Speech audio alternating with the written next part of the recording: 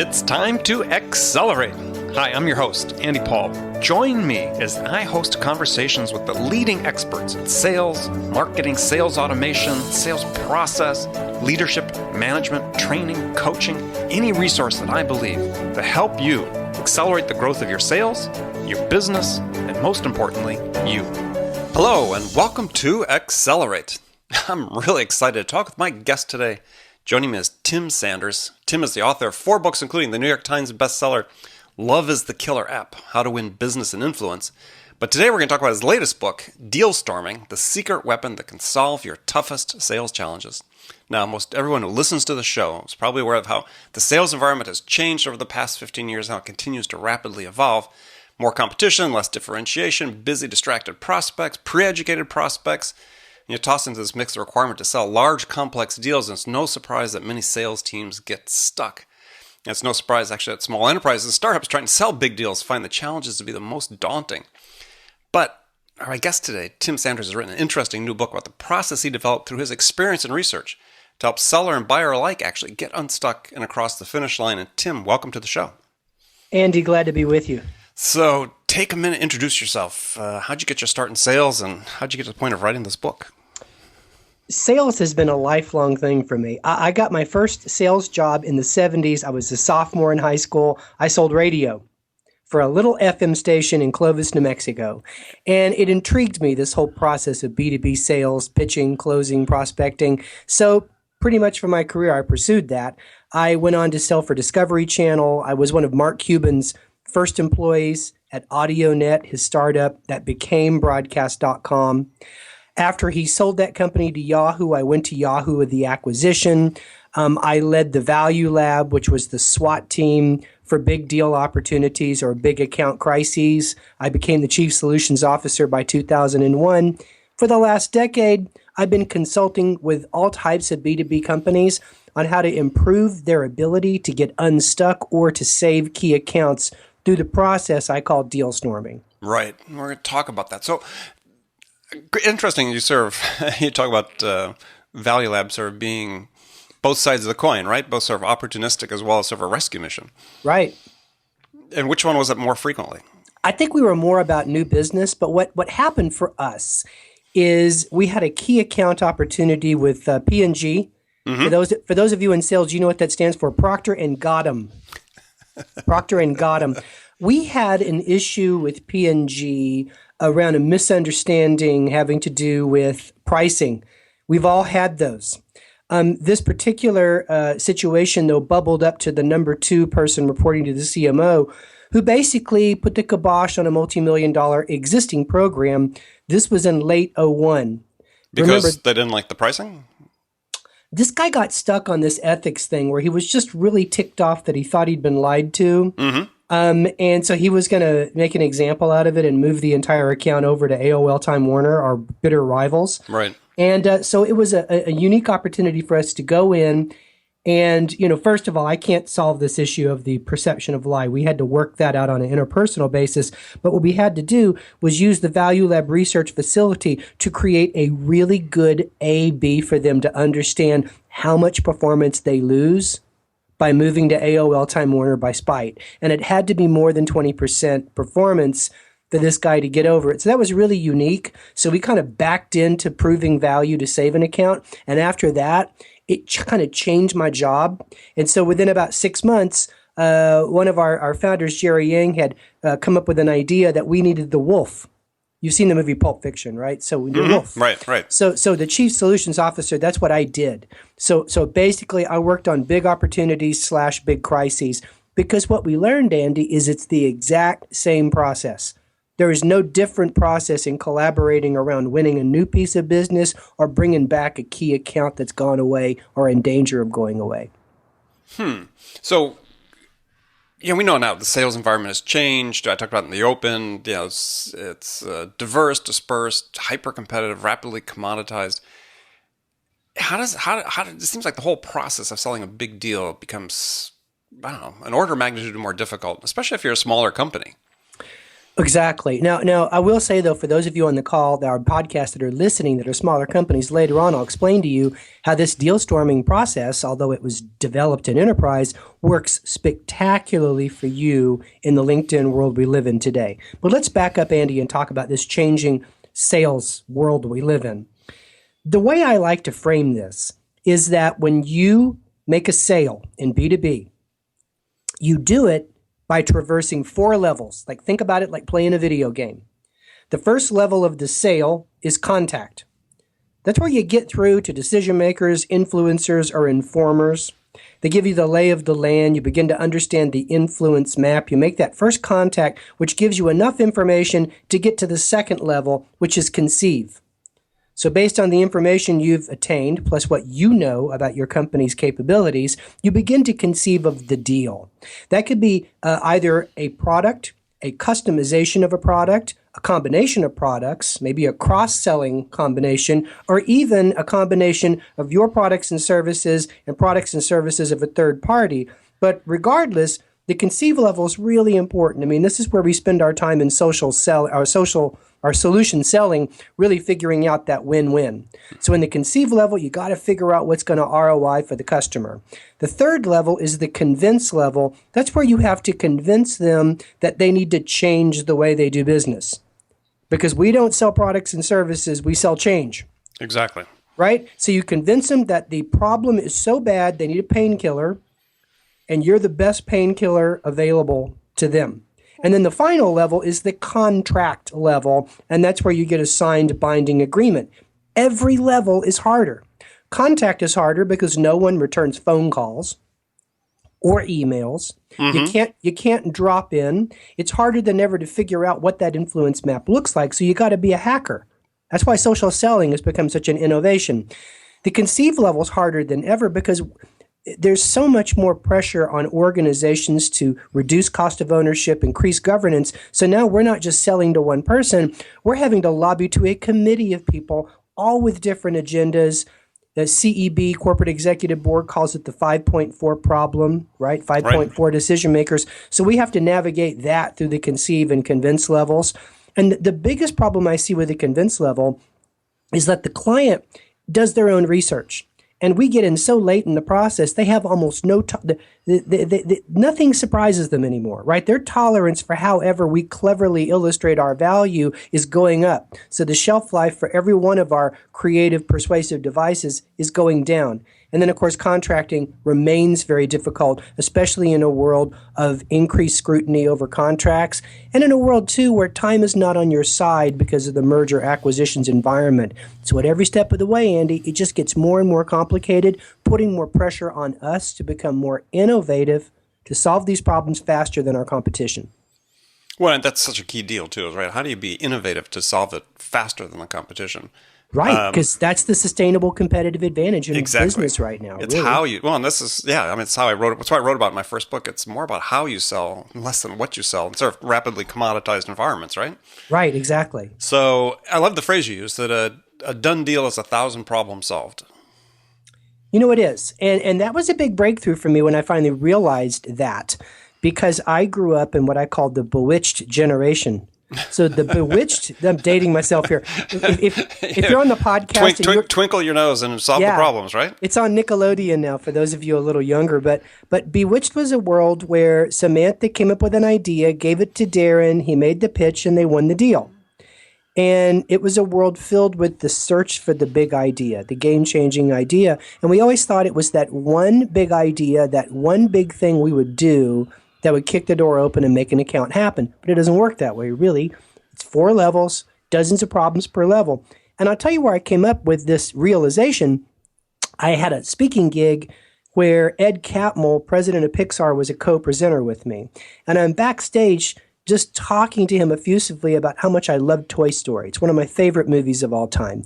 And in particular, Andy, I really think John Lasseter, his VP of Creative, is a genius, right? Because Lasseter's the guy, when they were still a software company, that comes up with the little 30-second commercial WALL-E. Right. And it was really emotive. It blew Steve Jobs away, their number one investor in Pixar. So then Lasseter said, I think we can make a whole movie. So Lasseter comes up with this idea about telling a movie from a toys point of view about a boy and his toys and coming of age and making the entire movie in the computer. So I'm talking to Ed going, what a genius Lasseter is. And Ed looks at me and says, man, that was an ugly baby upon arrival. That idea was problematic at every stage. The technology didn't exist. Facial controllers, as he thought of them to be human and emotive, weren't developed. We had funding issues. He said, we had such scripting issues. Disney shut the film down on Black Friday 9 months in. He goes, I never thought the film would get made. And then he looks at me and says, Toy Story, the movie you love, was 1,000 problems solved. And he demystified that myth of creativity that we all live under, that it's the one big idea. And it really changed the way I approach deal solving, right? So everything then was like, I'm not looking for the big idea. I'm just looking for the next best play. And it can be a little thing. Like in one situation, we're stuck because the client doesn't believe our internal reporting about ad effectiveness. So we're going to go get Nielsen. We're going to invest 30 grand and they're going to analyze our ad effectiveness. Is that a big idea? Not in the scheme of things, but was it the next best play? Absolutely. It got us one step closer to landing that $7 million deal. Well, I think one of the real insights that I got from the book was that, and it sort of came from one of the examples you gave with Pixar, is that you have to think differently about how you organize to solve the problems. You do. Instead of just a manager and a sales rep sitting there tossing ideas back and forth, the team has to be different, has to have a different makeup, a different constitution in order to really be effective in this environment. Yeah, it goes like this. If the buyers are organizing into multidisciplinary teams, be they dysfunctional or not, the point is we have to do the same thing because their perspectives are wider than our perspectives. That's why so many times we keep getting beat. Yeah. Right? So for us, if we live in sales world, it's like, I wish I could show you an analogy here, but I'll just tell it to you. See if I can say it with words. It's like if you were looking through a very, very narrow telescope at the stars, but your aperture is so narrow, you just see the North Star, the star. Mm-hmm. That's how it is with sales. We just look down that pipe and all we see is the revenue and everything at the bottom of the funnel. And we back all the way to the top of the funnel. We're just staring down that little hole at the bottom of the funnel. But if you open up the aperture and you see that telescope where it's a much wider point of view, you see constellations. And that's important because all creative breakthroughs are just pattern recognition, are uncovering existing solutions. Mm-hmm. So everything new is two or more things combined. And most solutions I've seen in 100 Dealstorms were already on the shelf. We just weren't looking on the right shelf. You brought in somebody from marketing, you brought in somebody from finance, maybe a deal mentor from the outside market, and they would point it out to you and say, yo, Andy, what about that? And you would go, we can't do that. And they'd say, why? And you'd realize that in sales, we live under all these false constraints called our history. Right. And it's sort of like what I was talking to you about earlier, where I said I dismissed Twitter back when it wasn't even called Twitter yet, when the guys at iBlogger, Jack Dorsey and Ev, came to us with an idea for funding. And I was like, a stupid idea. We tried this user-generated media thing back in 98, 99. We got burned on e-groups. It'll never work. That was a false constraint. Had somebody maybe a decade younger than me in that room that was still at Stanford as an engineer been in that room, he'd have looked at me and say, let me talk to you about current user behavior. And he would have blown my mind with his perspective, and we might have made a really smart investment. Yeah. Well, it's for people listening. I just want to close the circle here. Is for if they haven't grasped it already, Dealstorming. It's a play on the word brainstorming, but it's a process that you develop to bring a collection of people together to move a sales challenge forward. Yeah, and the way to think about it is it's about combining the linear process of deal making, as I described to you, moving on with the next best play, thinking about repercussions of the process, protecting the process whenever possible, and combining that with the lateral freewheeling brainstorming where ideas can come from anywhere. You marry the two of those together and you will manufacture solutions to a problem rapidly faster than if you just work in your own sales silo by yourself. Right. And I think two key points that come out of this that you definitely need to read the book to get more of the detail. But first is that the collaboration is not just to find a solution, but really, to me, it prioritizes identifying the problem to be solved. And you had a couple great examples in the book about that having people from different perspectives said, well, maybe we're solving the wrong problem. I mentioned before that a lot of times the solution was on the shelf. We weren't looking on the right shelf, and it all gets back to the problem statement. So many times we confuse a symptom with a root cause. Think about it from a medical standpoint. It's like if you went to the doctor and said, I want you to fix my runny nose. Mm-hmm. And he says, well, it might be nice for us to approach the, bacterial sinus infection behind it. Because I can dry your nose up right now with a spray, but it's going to keep coming back. That's how a lot of salespeople behave when a deal gets stuck or an account goes in crisis, is they look at the symptom. And they think we got to solve that symptom. So a classic example I wrote about in the book is we had a situation with a consulting client where we thought that the root problem was the client didn't have enough budget. And so we said, so the whole discussion was going to be, how are we going to increase the budget? How are we going to convince them to find incremental cash for us? And because Dealstorming allots at least 15 minutes for debate, candid debate about the problem statement, and because it wasn't just sales world in the room, it was marketing, operations, delivery team, and even a revenue recognition person, there was somebody that was a visitor to the group that had actually been on the client side in a similar situation, and they debated whether that was a symptom or the root cause. In other words, the client said, all we're going to pay you is $250K for this program when the program should be $500. And they're saying that's what the competitor will do. That's the maximum. You're going to have to make it work. What had happened was that the salesperson didn't realize that they had failed to credibly differentiate their product, which was rich media advertising, from their competitor's offering, which was flat display. Obviously, there's a big difference in terms of inventory, thus the pricing, right. But what they hadn't proven yet was that there was a big performance difference that could be believable. This outside person reconfigured a new problem statement the group kind of landed on, and once the group figured out that's the problem, and I mentioned this earlier, that's when they brought in Nielsen. So Nielsen comes in and proves that there's a 4x return on clicks when you use programmatic rich media, but yet the cost was only twice as much, and the client bought on because they had the money.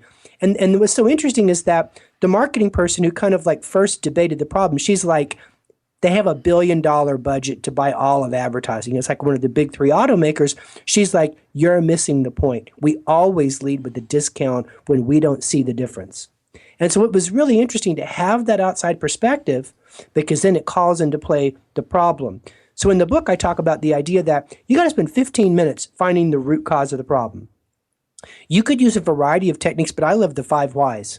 Start with the symptom of we're stuck and ask why about 5 times, and you will always get to the root cause. You're peeling back the layers of the problem, because if you don't find the root cause, it's like playing whack-a-mole. You think you solved the problem, but the deal's not moving forward. Find the root cause, and you'd be surprised at how quickly you get to the next level. Exactly. Oh, good. Well, I love that. So we're going to take a short break here. We're going to come back and get into the details of how you organize for Dealstorming with my guest, Tim Sanders. Hi, this is Andy. Connect and Sell is used by sales reps at nearly 1,000 companies, including hundreds of technology startups and several Fortune 500 companies, to overcome the challenges of getting prospects on the phone. Companies using Connect and Sell grow their revenues faster by enabling their sales reps to have more sales conversations in 90 minutes than they could otherwise achieve in an entire week. Connect and Sell can be deployed directly to your sales reps, or you can take advantage of their outbound on-demand service, which delivers qualified prospect meetings scheduled directly on your sales reps' calendars. Visit connectandsell.com to learn more about how Connect and Sell can start filling your pipeline today. Hi, welcome back. Talking to Tim Sanders. We're talking about Dealstorming. And we talked at first about sort of the background of Dealstorming. Now I want to move into some of the specifics about it. You have 7 steps to organizing yourself and implementing a Dealstorming process in your company. Maybe if you just run through the 7 real quickly, and then I want to dive into the first 2, because I think they're really important for people to sort of start that process with. Absolutely. So Dealstorming is a repeatable process. It involves 7 steps, and it's somewhat cyclical, meaning you'll go through the 7 steps a couple of times on the biggest of deals or the biggest of account crises. But here's the good news, Andy. If you follow the 7 steps based on my experience, over 100 deal storms, you have a 70% chance of winning. And that's much higher than the current. That's pretty great. Right. It's about 3x above what most organizations would say they have on a qualified product prospect fit opportunity that's sizable. Anyway, step one. Step one is to qualify, because collaboration has a cost. Deal storming requires resources. So step one is to qualify the opportunity. Step two is to organize your team. You will organize your team based on who has the biggest stake in the outcome and who are the experts about your problem space. Okay. To use a football analogy, the line and the skill positions. Okay. Right. Step number three is prepare. This is a really important point here. Chance favors the prepared mind. The reason brainstorming fails is because you're throwing people into a room, dumping information on them, snapping your fingers and saying, okay, ideas. Creativity researchers will tell you incubation is where all the breakthroughs happen. Meaning, if you're going to have a Dealstorm meeting, you plan it to happen on Tuesday, and you send a brief to everybody by Thursday that has all the details and an assignment for them to think about before the meeting, and that changes everything. Step number 4, convene. I didn't just say meeting, I said convene. You bring the team together, and in less than 2 hours, you set the next best play. You follow clear ground rules, you follow a clear agenda, and the account executive, not a senior executive, should be the facilitator of the meeting. Right. Step 5, execute. Time is not on your side. A lot of things can go wrong. Your key influencers can leave. The company can get bought. A new competitor can swoop in. So it's all about rapid execution. And I talk about the idea that it's critical that you start and finish all execution with a prototype. Whether it's a prototype of a process, prototype of a creative element, maybe if it's a new way, you're in the convince stage, but a prototype is worth 1,000 meetings.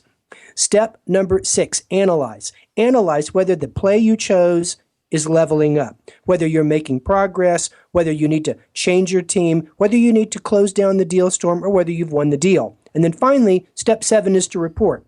It is critical that you report progress to your team members, show them respect, let them know what happened, close the loop. And when you find an innovation that changes the game and breaks through, and it's new and it's appropriate, then escalate it to senior management so they can test it a few more times and make it the new way we sell.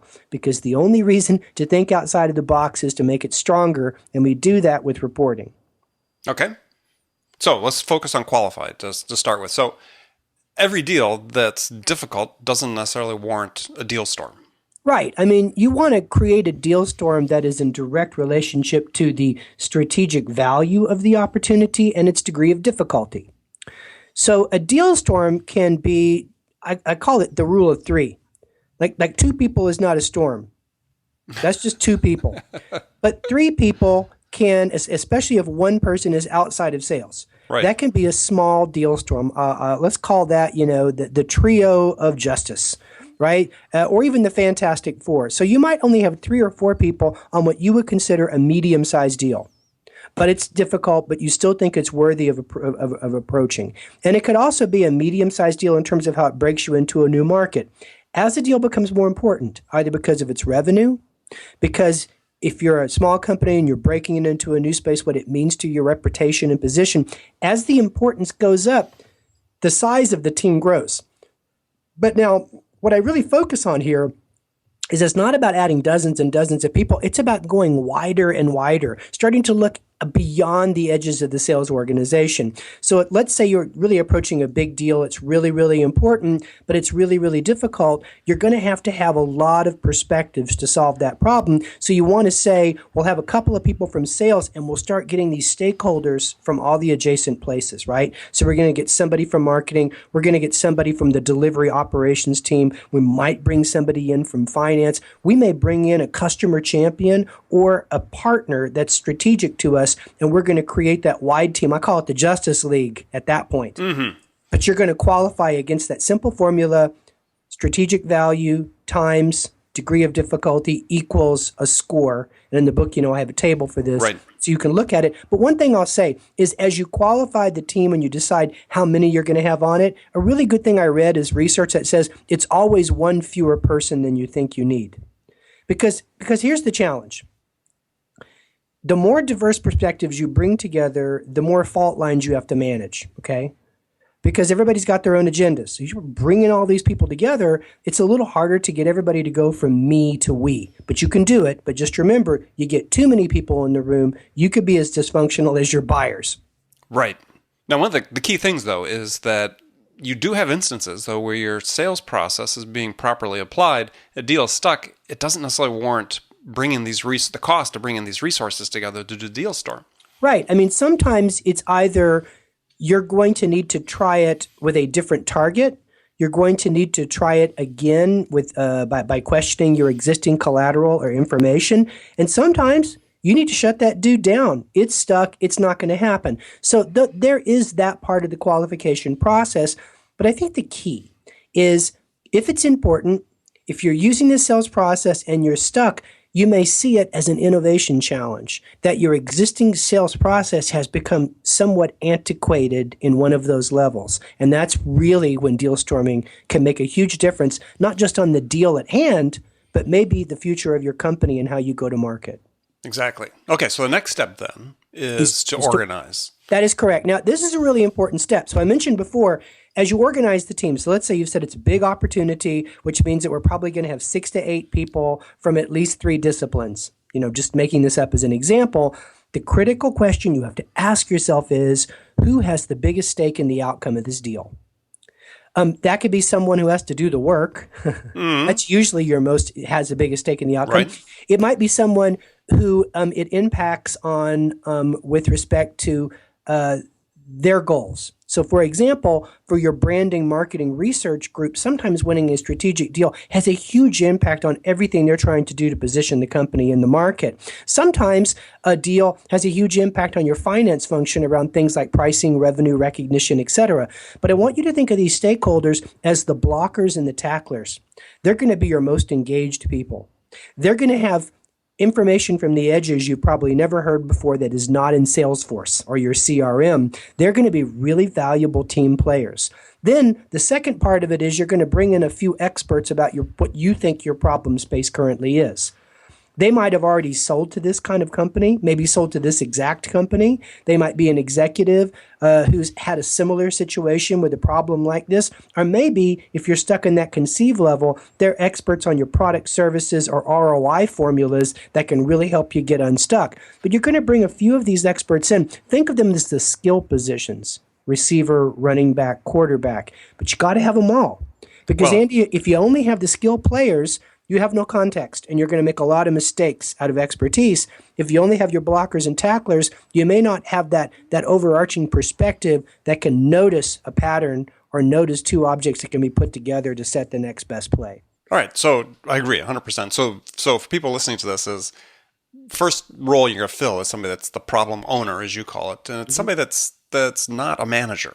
Correct. So as you organize your team, it should be led by the person who has the greatest stake in the outcome, which is the account executive. And I really stress this. The AE runs the show. The manager is the sponsor, okay? The manager is part of the show. They're the qualifier. They're saying, all right, Andy, you go build this team. I'm telling you, these are the resources. These are the lines. The sponsor may help you recruit a little bit, especially if it's outside of your department and you don't have influence. And the manager is going to attend the meeting, but they're not going to run the meeting. They're going to be able to speak based on their expertise about things like, is this logistically doable? Mm-hmm. Or will I go have those meetings on your behalf? And then quite frankly, they're going to coach that AE later about how well they ran the meeting. You're going to have an information master, or a scribe, as we used to call it, and that person's going to make sure nothing slips between the cracks that's said in the meeting. Because I don't want the AE to have to be writing everything down. I want them to be able to really get everyone in the room to reveal what they know and share what they think.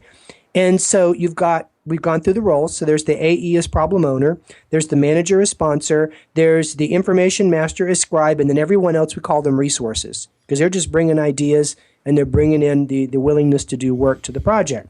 And I think one of the things you bring out in the book that's really, really worthwhile for people to remember when they build this team is you use the term mirrors, but to seek out people in similar roles in your own organization or an organization that participates with you that are sort of equivalent or equal to the influencers or decision makers that you're selling to, because they have the perspective of being in that job. Yeah, good point, Andy. Very good point. So when I'm early on in creating a Dealstorm and I was consulting with AEs, I always said, show me the influence map. I need to understand who are our champions, who are our beneficiaries, who are our blockers, and who are the sign-offs. And there's a map you can draw up of all of them. You kind of look at it, and if you draw that map up, you're going to be like, we're stuck here. There is a sign-off person, the Chief Information Security Officer, that's getting in the way of our SaaS play. Right. Because that CISO is risk averse and they just want to buy the big three. So we have a problem. Well, you know what? Let's bring in our CISO or a CISO at one of our partner organizations. I used an example in the book from a company called Firemon that did that.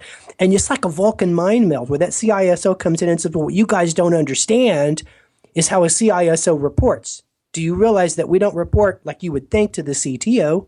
We usually report to the CFO. So all we're concerned about is unforeseen costs of technology integration. And this thing looks scary. Yeah, so completely changes your value proposition at that point. We're like, oh my God, so what if we did a deal where it's a fixed cost and if anything going in's wrong for systems integration, we own that problem? CISO goes, no, that's going to be a breakthrough. I'm just kind of making this up as an example, but only a mirror could tell you this. And so you want to think about that influence map and go find people on your team that might know something about that if that's why you're stuck, is because of a person that's involved in the mix. The last thing I want to say about organize, and this is super important, you do not invite people to come to a meeting. This is not how you build a Dealstorm, because an invitation to coming to a meeting is like an invitation to, having a colonoscopy. Can I book you for next Wednesday at 10? No, I've got something I got to do then. Hopefully it's more pleasant than that. I got to be somewhere. It's called elsewhere. No, I don't know. Meetings are about as unpleasant as a colonoscopy or a root canal for most people. Right. They're long. They're disorganized. Nothing happens. So here's what I say. Don't invite people to come to a meeting. Invite them to join a team and share with them the cause. And that cause better be something. Us versus them. Us against the competitors. And that cause better have an emotional lever, right? That cause better put competition on the outside of the room. And my favorite one is rivalry, because we're always up against somebody. A second favorite one, depending on the corporate culture, is pursuit of excellence. Like when I was trying to save big accounts that are going away, there's usually two reasons you lose them: a misunderstanding or a price issue. And so I would always evoke excellence in the right organizations that were focused on that as what brings us together, regardless of whether we care about that $2 million deal from a revenue standpoint. Because if you get people that have a shared vision that transcends the money, you have a team. And in a real team, people reveal what they know, share what they think, march to a common goal. But most importantly, Andy, they look out for each other and they share their excess capacity to create synergy. Excellent.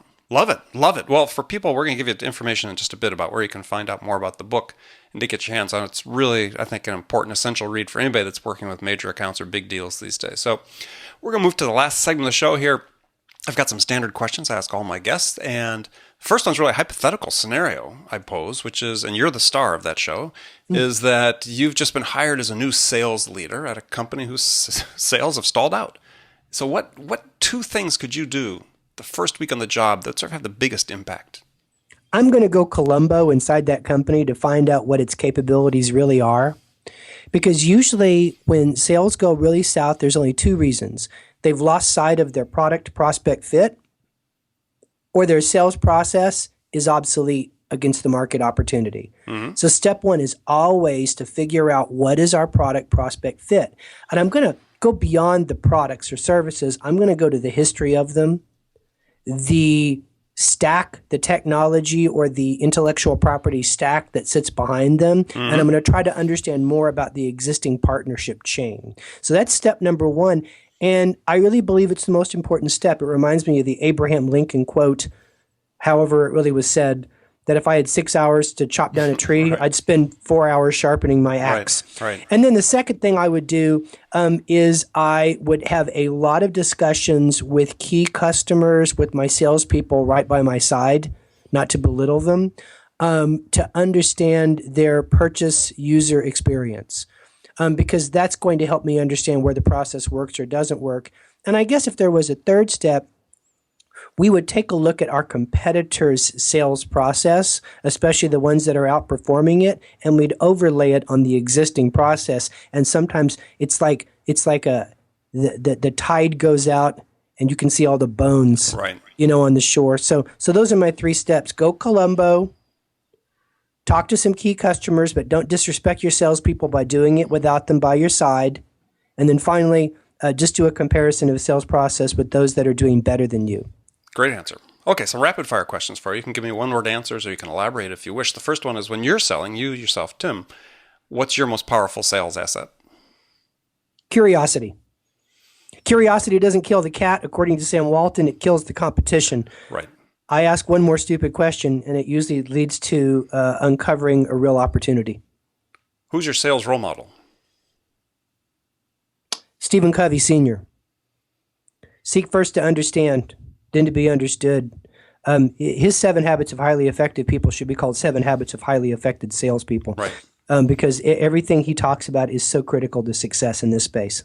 Okay. One book besides any of your own that every salesperson should read.